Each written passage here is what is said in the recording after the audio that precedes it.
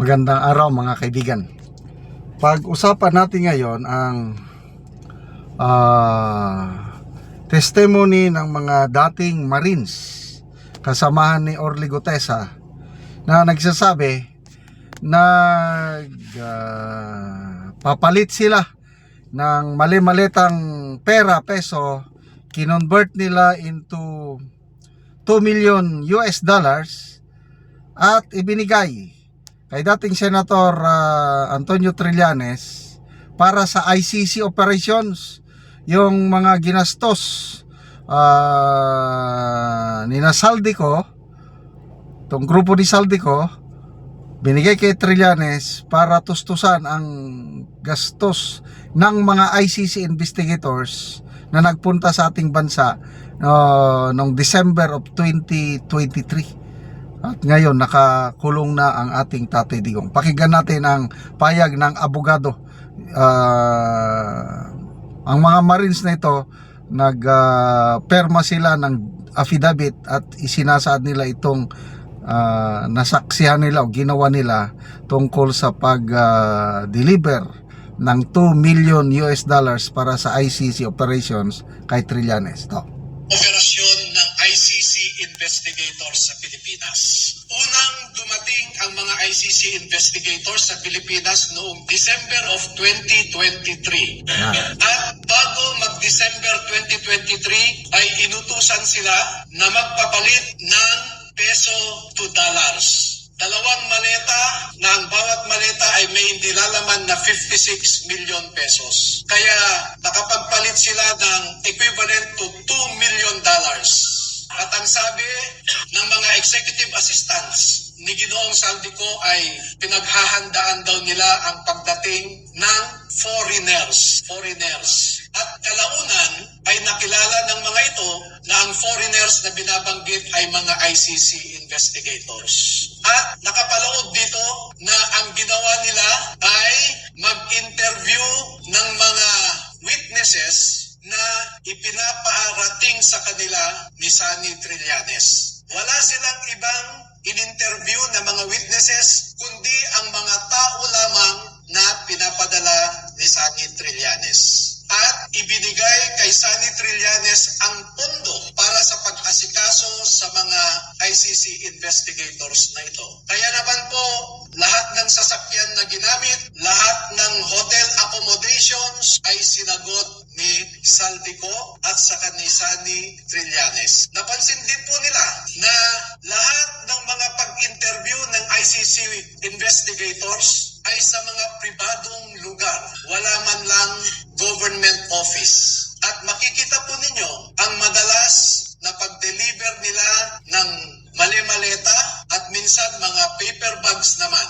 na mga pera patungo sa mga nag-aalaga sa ICC investigators. Lahat ng pagkain nila, lahat ng ginamit nilang sasakyan, lahat ng hotel, lahat ng mga condominium units ay sinagot ng grupo ni Sunny Trillanes at saka ni Saldico.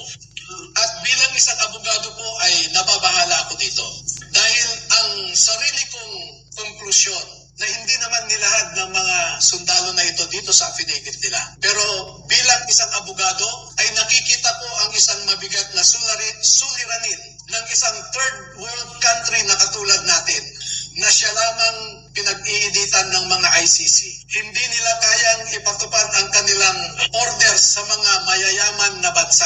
Tanging third world countries lang. At ito ang aking obserbasyon. Una, ang ICC investigators did not conduct a bona fide investigation in the Philippines because they only interviewed people sent to them by Sunny Trillanes. Nakapasok din sila sa Bilibid prisons para kausapin ang tatlong nasentensyahan sa pagpatay kay Kian de los Santos.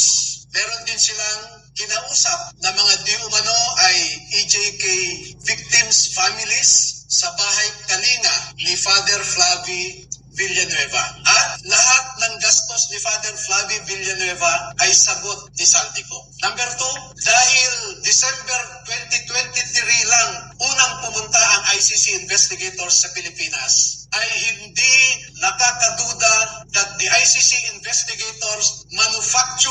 existence of ICC jurisdiction in the Philippines because the residual jurisdiction of ICC ended in March of 2019 or 1 year after the Philippines deposited its articles of withdrawal in the United Nations. Number 4, the ICC investigators themselves committed graft and corruption. Dahil bakit hinayaan nilang lahat ng sasakyan, lahat ng pagkain, lahat ng accommodations nila ay sinagot ng mga tao na kilala naman nila na kalaban ng kanilang iniimbestigahan. At panglima, ang mandato ng ICC ay di umano protektahan ang human rights ng mga tao. Pero bakit hindi sila nagbigay o direspeto ang human rights ng isang tao na kanilang iniimbestigahan sa pamamagitan sana ng pag-imbestiga ng mga ibang tao na hindi pinapadala ni Sunny Trillanes. So yan po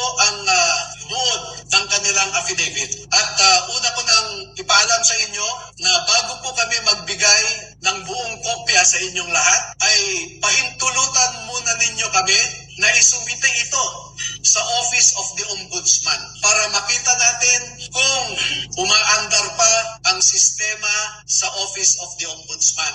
Dahil isa ang ngayong Ombudsman natin na binanggit dito sa affidavit. Pangalawa ay magsusumite rin kami sa ICC mismo para malaman ng ICC so that ICC will know how the ICC investigators conducted themselves in the Philippines. At panghuli ay magbibigay kami ng kopya sa lahat ng embahada ng mga bansa na kasapi sa ICC para malaman nila kung paano gumalaw ang ICC. Alam naman natin na bawat bansang miyembro dyan ay nagko-contribute sa ICC. Pero katulad ng kino-contribute nila, ang mga litrato na naipakita ko sa inyo ay makikita ninyo kung saan pumupunta ang ating mga buwis. Now you know where our taxes go. Okay, so yun na, klaro, sana aksyonan ito ng ombudsman, ano? Kasi sasubmit sa ombudsman at ano na ngayon, Senator Trillanes, ano kaya ang isasagot niya dito? Fabricated yan, fake news yan, mga ganon siguro. Okay, salamat mga kaibigan sa inyong pagsubaybay sa ating channel. Nakakatulong kayo ng malaki sa tribong Talandig ng Bukidnon dahil ang income natin sa channel na ito is pantulong sa tribo. Namimigay tayo ng libreng yero at pako para makapagpatayo sila ng mas maayos na tirahan. Panoorin nyo ang video na ito. Natagaan na mo og yero. So mag-atop na ni siya karon.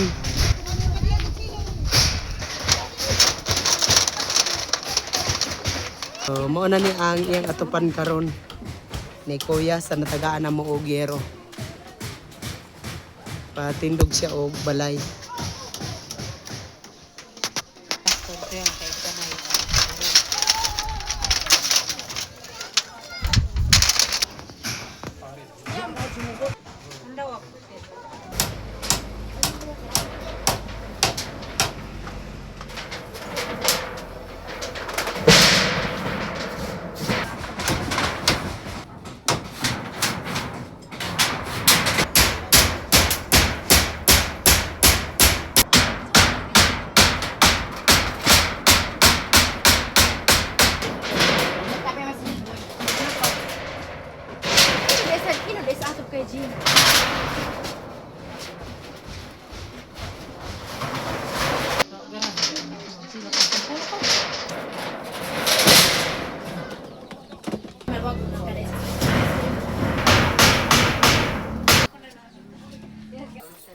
O karon humanag yun sa pag-atop ang among gihatag nga hero sumo na ni.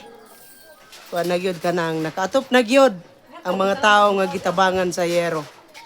So dili na gyud sila ulanan ani. Sa Ginoo ug sa nagtabang sa sin nga dili na may maulanan kay nailisda na among sin nga buslot sa bag-o.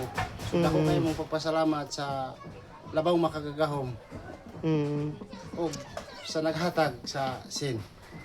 Dili pa gid may kapalit sa sin tungod kay wala mi kwarta nga ikapalit ug wala nagtabang sa sin dili pa gid may makaatop. Oo, so salamat kayo ya. Salamat kayo.